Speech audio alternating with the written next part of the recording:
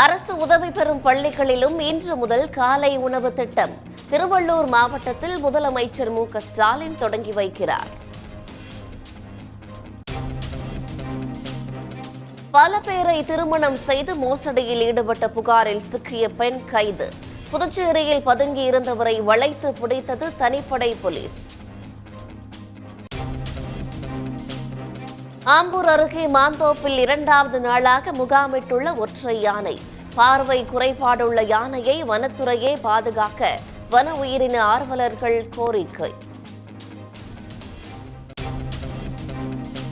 மேற்கு தொடர்ச்சி மலைப்பகுதிகளில் பெய்து வரும் கனமழை காரணமாக குற்றால அருவிகளில் வெள்ளப்பெருக்கு. அனைத்து அருவிகளிலும் குளிக்க சுற்றுலா பயணிகளுக்கு தடை. தொடர் மழையால் கும்பக்கரை அருவிக்கு நீர்வரத்து அதிகரிப்பு.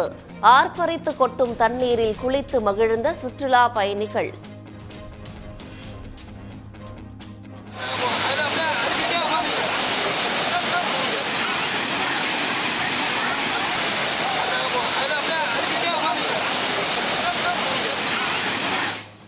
உடனுக்குடன் செய்திகளை தெரிந்து கொள்ள சன் நியூஸ் பெல் ஐகானை கிளிக் பண்ணுங்க.